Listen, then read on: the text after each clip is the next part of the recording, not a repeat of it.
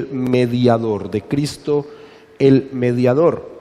Y hoy vamos a estudiar el primer párrafo. Ahora, cuando hablamos de Cristo el mediador, ¿mediador de qué? Debemos hacernos la pregunta. Pues lógicamente del pacto de gracia. Una de las características que tiene la confesión de fe es que tiene un desarrollo sistemático como en las teologías sistemáticas, organizado. La doctrina que debe seguir a la caída del hombre, pues es la doctrina de cómo el hombre es salvo, es parte del pacto. Y después de hablarnos del pacto, pues sigue en torno al mediador del pacto. Y ese es el tema de este capítulo 8.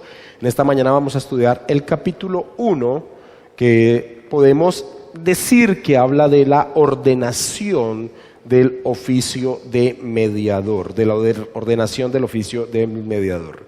Ahora, es importante, antes de iniciar el tema del desarrollo de este párrafo 1, enfatizar algo que nos enseña 1 Corintios capítulo 15, versículo 45. El apóstol Pablo dice, así también está escrito, fue hecho el primer hombre, Adán, alma viviente, el postrer Adán, espíritu vivificante. Y debemos hacernos la pregunta, ¿por qué el apóstol Pablo llama a Jesús el postrer Adán? Y la respuesta es que en la humanidad, y esto es muy importante, muchas veces cuando hablamos de la condición del hombre, del estado del hombre frente a la ley de Dios, no tenemos en cuenta que solo 2 hombres han sido representantes del hombre en torno a los pactos con Dios. Solo 2 hombres, Adán y Cristo. Hemos enfatizado en el capítulo anterior, en el capítulo 7, en torno a los pactos, que la única manera en que el hombre tiene para relacionarse con Dios es a través de los pactos.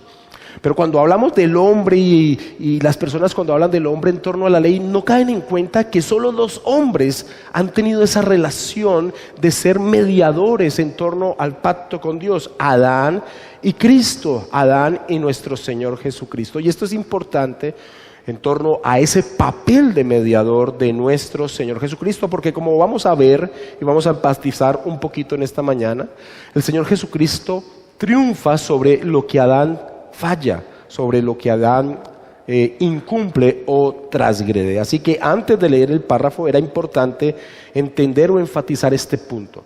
Solo ha habido 2 hombres en la historia de la redención que han sido mediadores de pacto, y ese es Adán y nuestro Señor Jesucristo. Ahora sí, entremos a leer entonces el párrafo 1 de este capítulo 8. Dice así: agradó a Dios en su propósito eterno escoger y ordenar al Señor Jesús, su Hijo unigénito, conforme al pacto hecho entre ambos, para que fuera el mediador entre Dios y el hombre, profeta, sacerdote y rey, cabeza y salvador de la iglesia, el heredero de todas las cosas y juez del mundo, a quien dio desde toda la eternidad un pueblo para que fuera su simiente y para que a su tiempo lo redimiera, llamara, justificara, santificara y glorificara. Este párrafo tiene muchas cosas, pero nosotros nos vamos a enfocar en un aspecto de este párrafo. Vamos a tratar cada punto y es fácilmente entendible, pero nos vamos a tener en un aspecto de este que nombra este párrafo.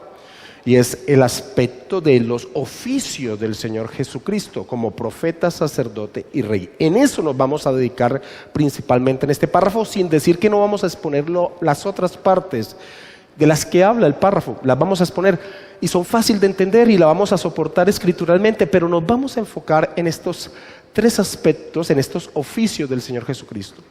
Ahora, es interesante que los oficios del Señor Jesucristo surgen, o teológicamente, digámoslo así. El primero que los trata y que se enfoca en ello es Calvino, porque él decía algo que es muy cierto: no es posible entender la función de mediador de el Señor Jesucristo sin entender sus oficios como profeta, sacerdote y rey. Ahora, como la confesión de fe, y ese es un énfasis que tenemos que tener en nuestra cabeza, fue escrita en medio de la controversia, pues vamos a ver en el desarrollo de este capítulo 8 que muchos de los aspectos que se van a tocar como Cristo como mediador van en contra de lo que la iglesia de Roma en ese tiempo y aún ahora profesaba en torno a un papel casi que de mediador de la iglesia en sí. Por eso es importante enfatizar los oficios del Señor Jesucristo y eso es lo que vamos principalmente a hacer en esta mañana. Pero vamos desarrollando entonces lo que dice este párrafo 1 del capítulo 8 de la Confesión de Fe. Y el párrafo arranca enseñándonos quién es el autor de la ordenación. Dice, agradó a Dios, dice en la primera frase de este capítulo, de este párrafo 1 del capítulo 8. Agradó a Dios, lógicamente, el Padre agradó a Dios, lógicamente se está refiriendo al Padre porque después va a decir que ordenó a su Hijo. Ahora, ¿cómo soportamos esto escrituralmente? Pues tenemos muchos pasajes, entre ellos Isaías 42, versículo 1, donde Isaías habla de habla del Hijo como el escogido de Dios en torno a una función. Isaías 42, versículo 1 nos dice, he aquí mi siervo, yo le sostendré, mi escogido, en quien mi alma tiene contentamiento. He puesto sobre él mi espíritu, él traerá justicia a las naciones. Este pasaje es importante. No sé si ustedes recuerden también que el Señor Jesucristo lo va a utilizar cuando va a iniciar su ministerio aún en medio de las personas que lo conocían a él en su región. Él utiliza ese pasaje en torno a la capacitación que le ha dado Dios de cumplir su ministerio. Aquí lo toca el profeta Isaías y lógicamente el pasaje de Juan 3:16 en torno a porque de tal manera amó Dios al mundo que ha dado a su Hijo unigénito para que todo aquel que cree en él no se pierda mas tenga vida eterna. Así que la confesión arranca diciéndonos quién es el autor de la ordenación del Hijo como el mediador de su pacto, el Padre, Dios. Ahora, también la confesión sigue diciendo cuándo se realizó esa ordenación.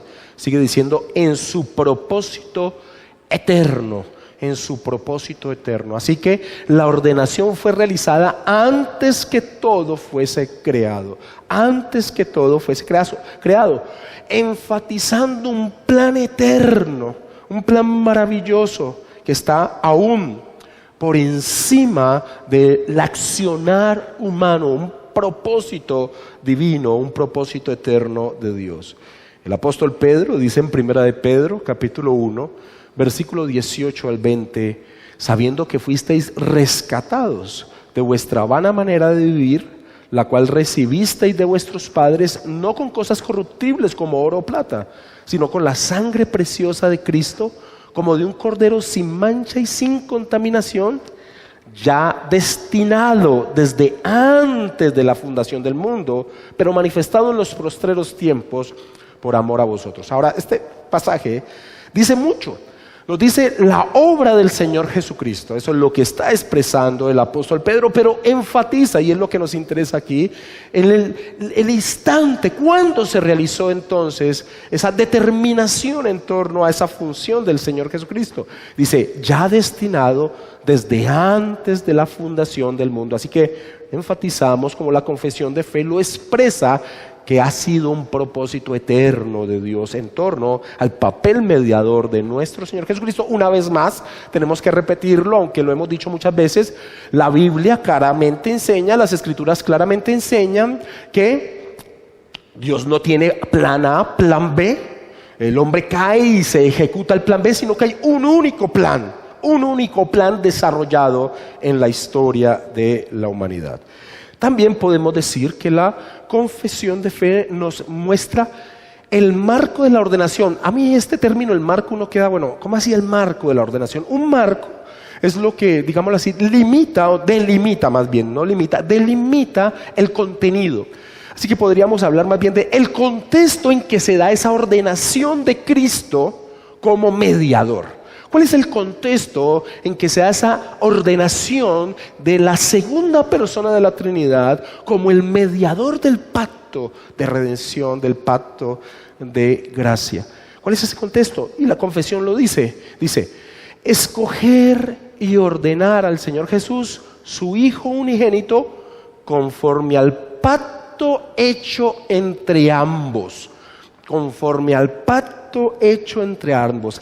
Así que la ordenación de la persona de la persona de la Trinidad como mediador, de la segunda persona de la Trinidad como mediador, se da en torno a un pacto realizado entre la Trinidad, que hemos visto ya en las clases anteriores de la confesión de fe. Se puede llamar pacto intratrinitario o pacto de redención, como más comúnmente nosotros lo llamamos. ¿Y esto cómo lo vemos soportado en las Escrituras? Pues en el hecho del juramento de la primera persona de la Trinidad en torno al papel de la segunda persona de la Trinidad. El Salmo 110, versículo 4, dice: juró Jehová y no se arrepentirá, tú eres sacerdote para siempre según el orden de Melquisedec. Tú eres sacerdote para siempre según el orden de Melquisedec. Juró la primera persona de la Trinidad en torno a la segunda persona de la Trinidad. Calvino decía en torno a este pasaje que para mostrar la certeza de la obra que llevaría la salvación a sus escogidos, se muestra el juramento de Dios, como para no dar ninguna duda en torno a la ejecución de dicha función del mediador. Y mira que el autor de Hebreos, tomando ese pasaje del Salmo 110, vuelve y lo afirma, dice: y esto no fue hecho sin juramento, hablando del pacto de gracia, del nuevo pacto. Más bien, y esto no fue hecho sin juramento, porque los otros ciertamente sin juramento fueron hechos sacerdotes, hablando del sacerdocio del Señor Jesucristo. Pero este, con el juramento del que le dijo, juró el Señor y no se arrepentirá: tú eres sacerdote para siempre según el orden de Melquisedec. Por tanto, Jesús es hecho fiador de un mejor pacto, de un mejor pacto. Así que también la confesión de fe nos habla entonces del contexto donde se realiza esa ordenación del Señor Jesucristo como el mediador del pacto. Y llegamos al punto que es donde nos vamos a detener principalmente en torno a este párrafo, y es el carácter de la ordenación. Vuelvo y repito, cuando nosotros hablamos de la persona del Señor Jesucristo en su papel de mediador, para poder entender la riqueza de ese papel, debemos entender sus oficios como profeta, como sacerdote y como rey. Ahora, al inicio dijimos que solo había dos hombres que habían tomado un papel de mediador en torno a pacto. Y podemos ver que Adán, de una forma u otra, ejecutó su papel como profeta, sacerdote y rey antes de caer. Como profeta, Adán expresaba la verdad de quién era Dios. Pues ese es el propósito de haber sido creados a imagen y semejanza de Dios. El hombre tiene que mostrar en la creación cómo es Dios. De esa manera, él antes de la caída expresaba quién era Dios a la creación. Como sacerdote, su vida entera era una glorificación a Dios, era una expresión que llegaba a Dios como algo agradable a Él, como algo, una vida en torno a Él. Y antes de la caída de Adán ejecutó ese papel como sacerdote. Ahora, como rey, claramente, la creación que le había sido entregada, él era gobernador de dicha creación.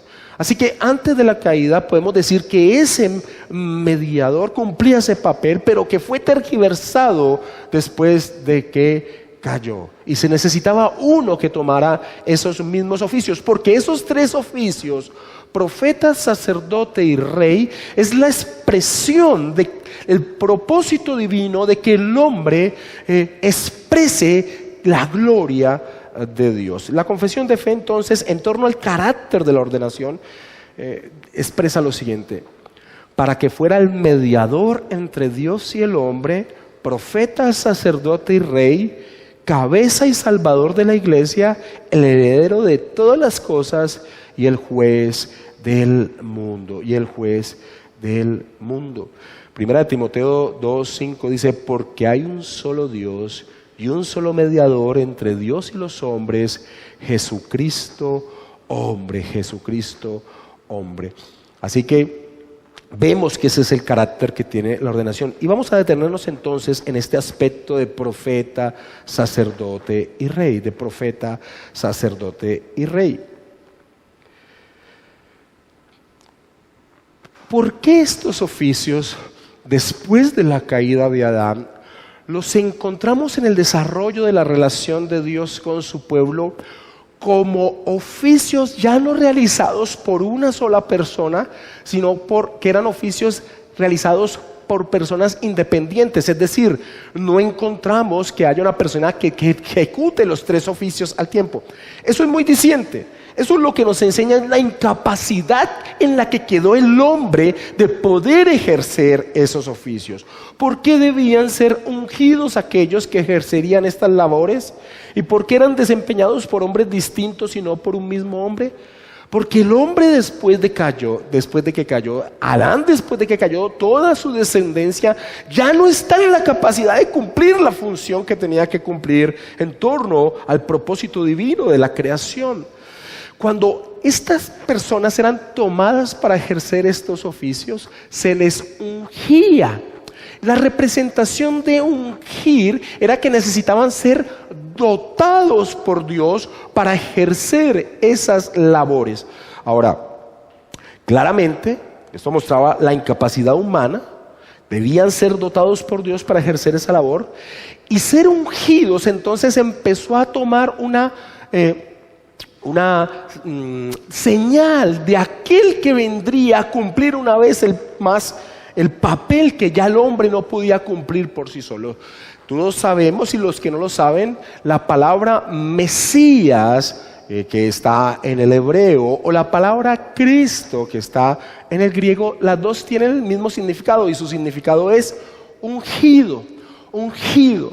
Así que estos papeles de profeta, sacerdote y rey, y esas labores que eran ungidas, básicamente eran un tipo de la obra que realizaría aquel que estaba esperando el pueblo, aquel que vendría, aquel que estaba esperando el pueblo. El ungido de Dios, el Mesías, el Cristo. Así que tiene mucha relevancia que entonces en torno a estas funciones debieran ser ungidos para poder desarrollarlas. Ahora, vamos a ver hasta dónde nos da el tiempo, pero entremos a ver la parte de los oficios del Señor Jesucristo. Profeta. ¿Quién es un profeta? Un profeta es alguien que comunicaba el mensaje de Dios al pueblo. ¿Quién era un sacerdote? Un sacerdote era aquel que ofrecía sacrificios, oraciones y alabanzas a Dios en nombre del pueblo. Y el rey, lógicamente, era aquel que gobernaba al pueblo como representante de Dios.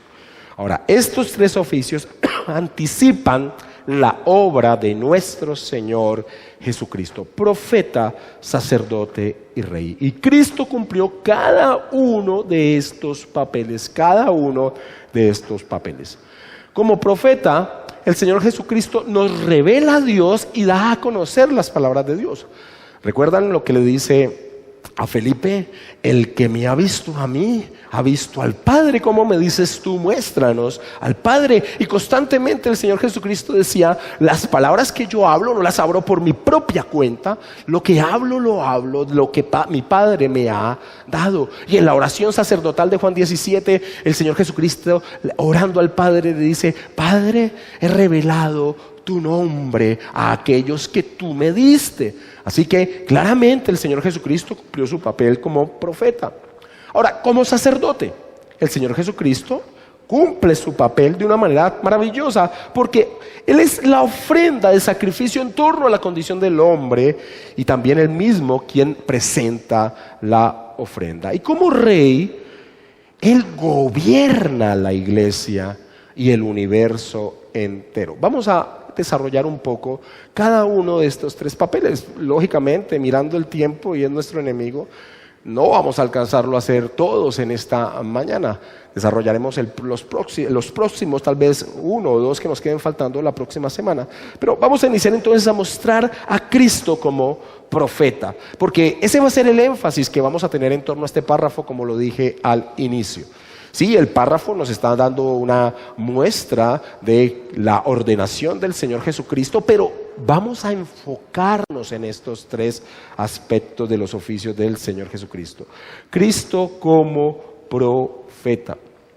Los profetas del Antiguo Testamento comunicaban al pueblo las palabras de Dios.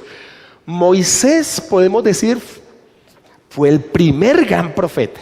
Ahora alguien podría decir, pero a Abraham se le llama profeta. Sí, pero en torno al pueblo, en torno a ese papel de llevar el mensaje de Dios al pueblo, podemos decir que Abraham fue el primer profeta. Ahora, Abraham da una profecía, una expectativa en torno a alguien que vendría como él en el futuro. Y él dice lo siguiente en un pasaje que se convierte en un pasaje muy importante, que es Deuteronomio capítulo 18, versículo 15 al 18, y lo voy a leer de Nueva Versión Internacional. Moisés escribió: el Señor tu Dios levantará de entre tus hermanos un profeta como yo. A él, si lo escucharas, eso fue lo que pediste al Señor tu Dios en Horeb en el día de la asamblea, cuando dijiste: no quiero seguir escuchando la voz del Señor mi Dios, ni volver a contemplar este enorme fuego, no sea que muera.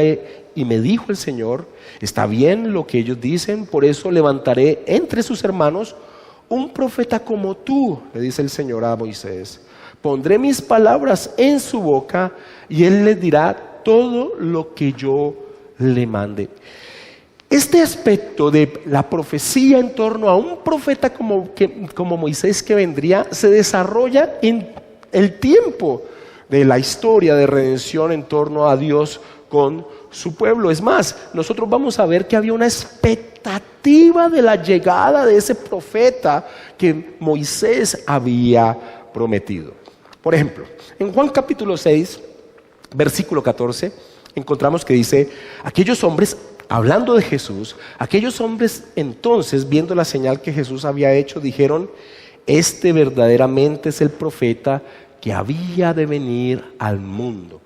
Pero me recuerdo un pasaje anterior a este Juan 6, y es el encuentro con la mujer samaritana. La mujer samaritana, no sé si ustedes lo sepan, los samaritanos tenían la característica triste de solo aceptar los libros escritos por Moisés como su total canon, podríamos decirlo. Esa era la revelación que los samaritanos aceptaban.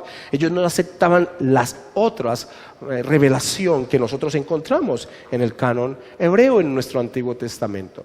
Así que la expectativa que tenía, por ejemplo, el pueblo samaritano en torno al ungido, aquel que vendría, es que sería un gran profeta.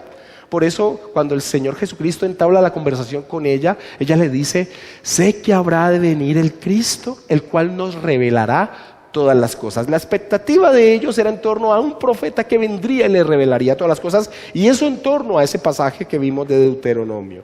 Ahora, aquí unos viendo las señales que hacía el Señor Jesucristo decían: este debe ser el gran profeta que ha de venir al mundo. También en Juan 7:40 encontramos el mismo aspecto. Entonces algunos de la multitud, oyendo estas palabras, decían: verdaderamente este es el profeta. Estaban en la expectativa de ese cumplimiento. Y vemos que tanto el apóstol Pedro, en la enseñanza que da, en el sermón, en el discurso que da en el día de Pentecostés, como Esteban, en su lapidación, relacionan a la persona del Señor Jesucristo con esa profecía que había dado Moisés, que vemos en Deuteronomio. Ahora, en Hechos capítulo 3, versículo 22 al 24, hablando Pedro en torno a la persona del Señor Jesucristo, trae a colación esa profecía. Dice: porque Moisés dijo a los padres: el Señor vuestro Dios os levantará profeta de entre vuestros hermanos como a mí. A él oiréis en todas las cosas que os hable. Y toda alma que no oiga a aquel profeta será desarraigada del pueblo. Y todos los profetas desde Samuel en adelante, cuantos han hablado, también han anunciado estos días. Tanto Pedro como Esteban relacionan esa profecía en torno a la persona del Señor Jesucristo, el gran profeta anunciado por Moisés. Así que podemos decir sin lugar a dudas que Jesús es el profeta que Moisés predijo. Jesús es el profeta que Moisés predijo. Ahora, Jesús era el profeta que Moisés predijo, pero no podemos asociarlo al mismo nivel de todos los profetas que lo antecedieron. Todos los profetas que lo antecedieron solo eran un tipo del gran profeta de nuestro Señor Jesucristo, del antitipo que es nuestro Señor Jesucristo. Y nosotros podemos ver esto en varios aspectos. Primero, en una declaración como la que hace el autor de Hebreos. El autor de Hebreos nos va a colocar a Jesucristo trayendo el mensaje divino, trayendo una revelación como hacían los otros profetas, pero de una manera plena. El autor de Hebreos dice en Hebreos capítulo 1, versículo 1 y 2, Dios, habiendo hablado muchas veces y de muchas maneras en otro tiempo a los padres por los profetas, expresa el autor de Hebreos, en estos postreros días nos ha hablado por el Hijo. Jesucristo es la manifestación de todos esos tipos que eran los profetas del Antiguo Testamento, pero muy superior. Porque como él mismo, y vuelvo a traer a colación el pasaje cuando Felipe le pregunta, muéstranos al Padre y nos basta. Y el Señor Jesucristo responde, el que me ha visto a mí, ha visto al Padre. Es el profeta verdadero, el profeta por excelencia que revela plenamente a Dios, Así que encontramos aún una declaración, una distinción que hace el autor de Hebreos en torno a la papel o al oficio de profeta del Señor Jesucristo. Ahora, ¿en qué manera es Jesús mucho más grande que cualquiera de los otros profetas del Antiguo Testamento? Yo creo que todos los que estamos aquí, de una u otra manera, en nuestros estudios que cada uno realizamos, hemos entendido que el Antiguo Testamento nos presenta unos tipos de aquel que vendría, es decir, unas sombras de aquel que vendría. Y los profetas eran una sombra del papel profético del Señor Jesucristo. Ahora, ¿en qué manera podemos decir que esos profetas eran solo eso? Una sombra, un tipo de aquel profeta que habría que venir. Pues, el primero, en que el Señor Jesucristo es aquel acerca de quien se hablaba en las profecías del Antiguo Testamento. O sea, que es un profeta mayor porque aún en torno a aquellas profecías que daban estos hombres que eran ungidos para ofrecer su papel, es decir, capacitados por Dios para ejercer su papel, el mensaje que ellos llevaban se destinaba en torno a aquel que habría de venir. ¿Cómo podemos afirmar eso escrituralmente? Porque el mismo Señor Jesucristo lo dijo. Por ejemplo, en el camino a Emaús con estos dos discípulos que estaban tristes, Él dice la escritura, dice Lucas, y comenzando desde Moisés y siguiendo por todos los profetas, es decir, todas las escrituras, les declaraba en todas las escrituras lo que de él decían. Las escrituras, los profetas, cuando profetizaban, se enfocaban en torno a la persona del Señor Jesucristo. Y también más adelante encontramos que el Señor Jesucristo les hace hasta una reprensión. Entonces Él les dijo, oh insensatos y tardos de corazón para creer todo lo que los profetas han dicho. No era necesario que el Cristo padeciera estas cosas y que entrara en su gloria. Así que el Señor Jesucristo, sin lugar a dudas, es el profeta por excelencia, porque aún los profetas que lo antecedieron, su profecía estaba dirigida en torno a la persona y obra de Él, el profeta por excelencia. Así que Él, el Señor Jesucristo, era el cumplimiento de la profecía, y en ese sentido podemos decir que es mucho mayor, es el profeta, es el antitipo de todos esos tipos, sombras que encontramos en el Antiguo Testamento. Pero también podemos decir que es el profeta maravilloso en torno a que Jesús no fue simplemente un mensajero de la revelación de Dios, como eran los profetas del Antiguo Testamento. ¿Recuerdan cuál era la característica que tenían los profetas del Antiguo Testamento? Ellos arrancaban diciendo, así ha dicho Dios, y daban el mensaje. Por el contrario, Jesucristo era la fuente de la revelación. Y eso lo podemos ver, lógicamente, en torno al Antiguo Testamento. Los profetas decían, así dice el Señor, pero el Señor Jesucristo decía, pero yo os digo. Se coloca en un papel diferente. No está él mismo es la fuente del mensaje que está llevando. No es casualidad que el apóstol Juan le haya dado este término a la segunda persona de la Trinidad, el Verbo de Dios. Porque el Verbo de Dios es la expresión, es la manifestación de lo que es Dios, es la palabra. Así que aún en ese término que trae el apóstol Juan, quiere enfatizar ese papel de revelación plena que tiene el Señor Jesucristo en torno a quien es Dios. Juan capítulo 14, versículo 9 nos dice, Jesús le dijo, y este es el pasaje que he enfatizado tanto tiempo hace que estoy con vosotros y no me has conocido, Felipe. El que me ha visto a mí, ha visto al Padre. ¿Cómo pues dices tú, muéstranos al Padre? Así que en el papel de profeta, el Señor Jesucristo es la revelación plena de Dios. Ahora, ¿cuáles son las implicaciones en torno? Y una vez más enfatizo, cuando leemos la confesión de fe tenemos que entender que ellos tienen una intención de controversia. Algo estaban tirando por el piso, algo querían mostrar en torno a lo que creemos que tira por el piso algunas otras creencias. En la época de ellos, claramente, y podemos asociarla a nuestra época, ¿qué sentido podría tener una nueva revelación? Si se dice que hay revelaciones extrabíblicas que Dios aún da, lo que quería decir es que entonces Jesús realmente no fue ese profeta pleno. Y ese es un aspecto muy importante a entender. Ahora, en el contexto de ellos, que nosotros muchas veces ignoramos, la iglesia de Roma se toma ese papel. Se toma ese papel en torno a generar nuevas doctrinas. Ellos tienen el derecho de hacerlo según su doctrina, de un supuesto papel de continua sucesión apostólica.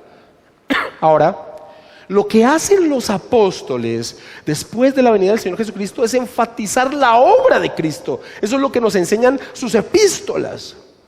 Pero si uno empieza a encontrar en la historia de la iglesia lo que hace ese supuesto papel de traer nueva revelación, es ir por fuera del papel de Cristo y es más bien suplantarlo. Y eso es básicamente entonces lo que sucede al no entender el papel del Señor Jesucristo como aquel que habría de venir, como aquel que revela plenamente a Dios, la revelación más plena de Dios. Eso en torno a nuestro Señor Jesucristo como profeta. Ahora, tenemos 10 minutos y alcanzamos a ver el papel del Señor Jesucristo como rey, como sacerdote. El papel del Señor Jesucristo como sacerdote. Los sacerdotes del Antiguo Testamento ofrecían sacrificios, oraciones, alabanzas a Dios en nombre del pueblo. Es más, ellos cuando presentaban el sacrificio en el día del Yom Kippur, básicamente lo que hacían, y por eso coloco entre comillas, lo que hacían era santificar al pueblo para poder acercarse a Dios, para que el pueblo tuviese una relación con Dios. Ahora, claramente vemos que el libro de Hebreos, y lo vamos a tocar un poco, nos enseña que realmente la sangre de los animales no podía redimir al hombre, pero eran un tipo, una sombra de aquel sacerdote y aquel sacrificio perfecto que vendría. En el Nuevo Testamento Jesús se convierte en nuestro sumo sacerdote. Y esto, como vimos cuando estuvimos en las enseñanzas de la epístola a los Hebreos, se enfatiza en esta epístola. O sea, vamos a ver un poco los aspectos de la persona del Señor Jesucristo como sacerdote. Primero, Jesús ofreció un sacrificio perfecto por el pecado, perfecto por el pecado.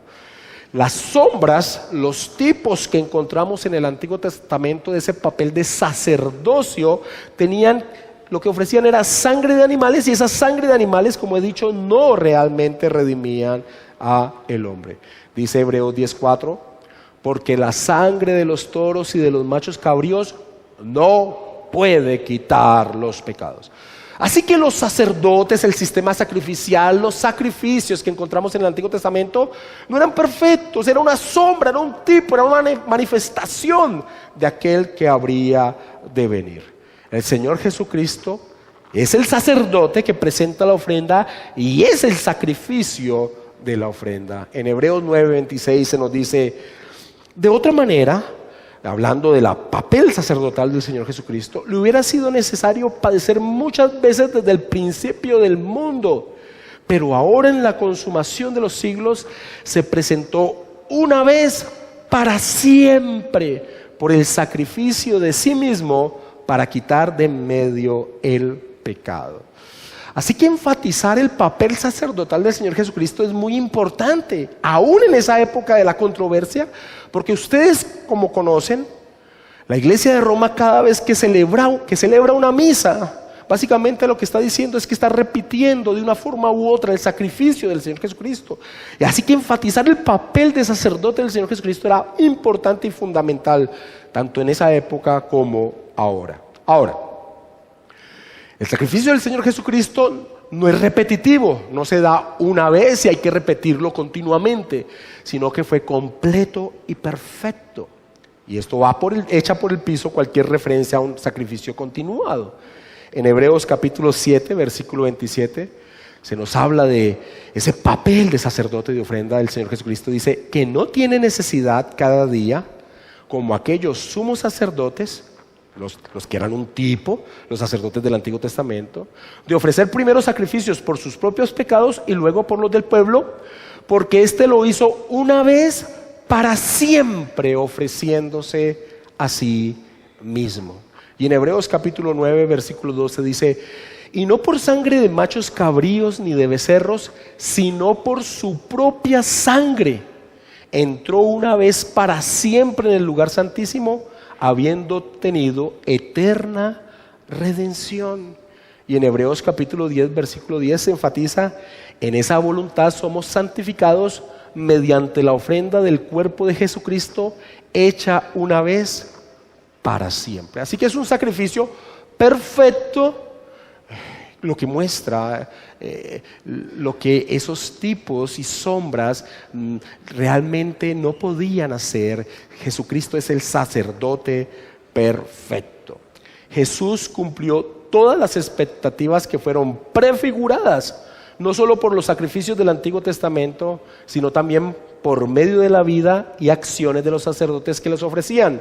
Él fue a la vez el sacrificio y el sacerdote que ofrecía el sacrificio.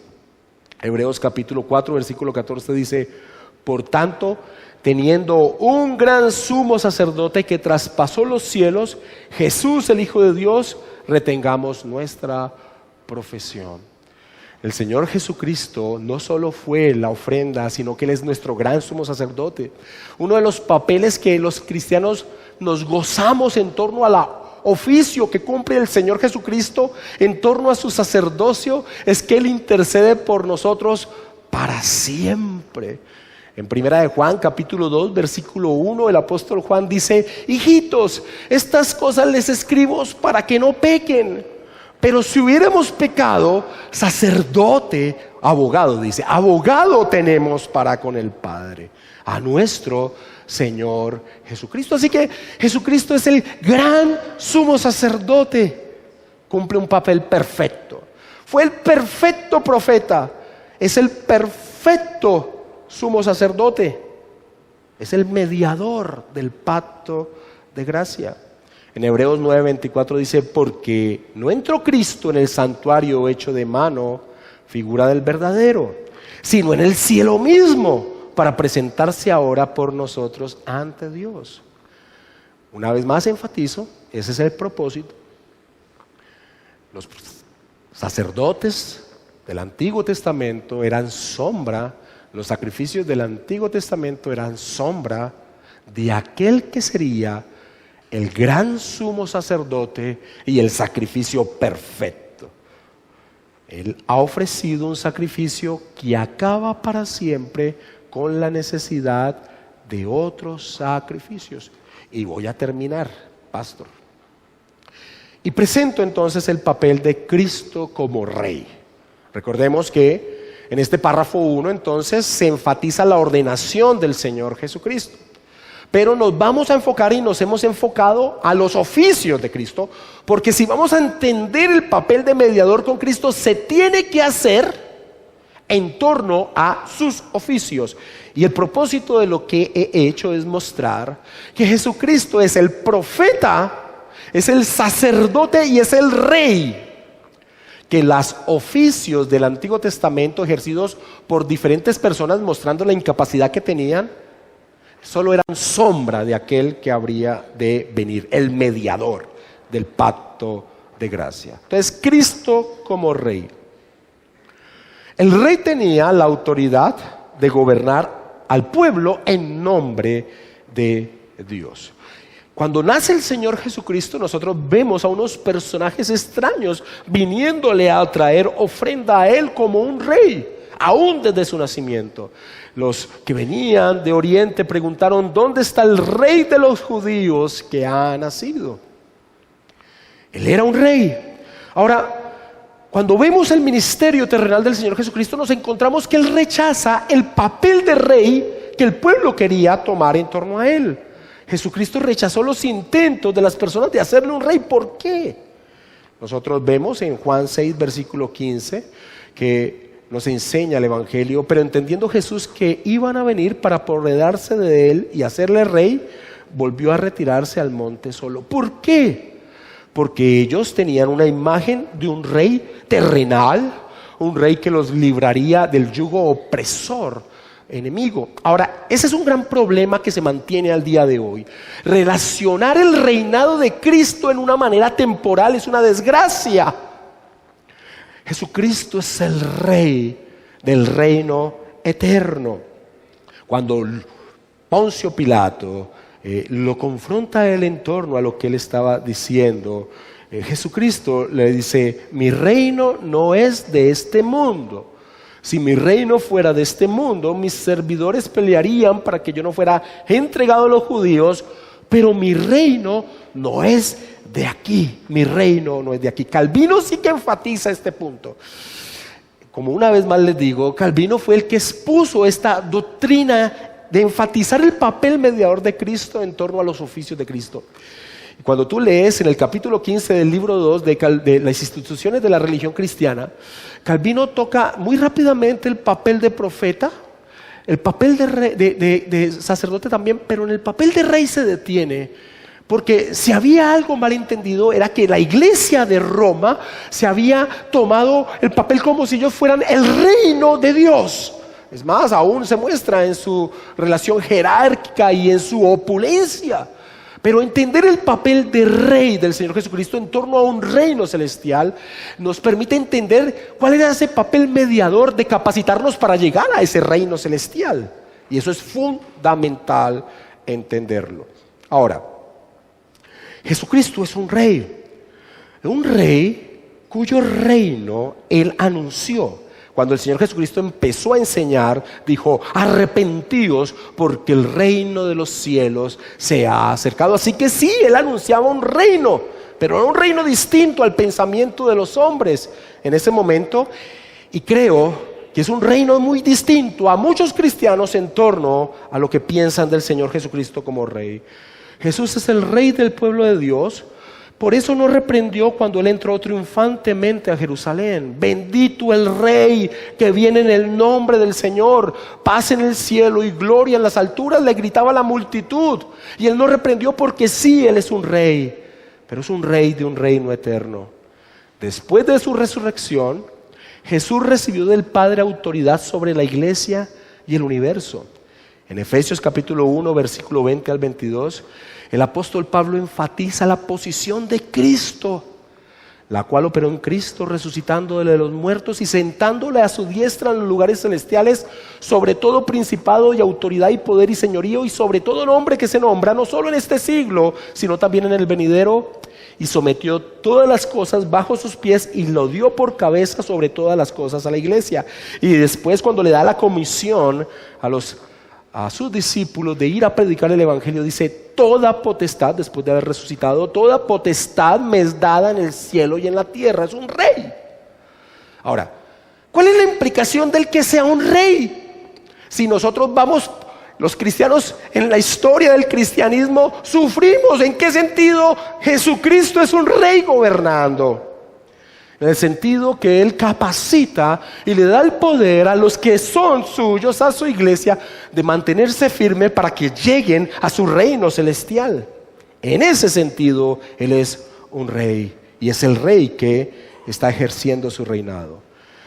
El apóstol Pablo nos enfatiza que cuando el Señor Jesucristo venga, entonces esa consumación, esa muestra plena del reinado de Cristo se hará evidente.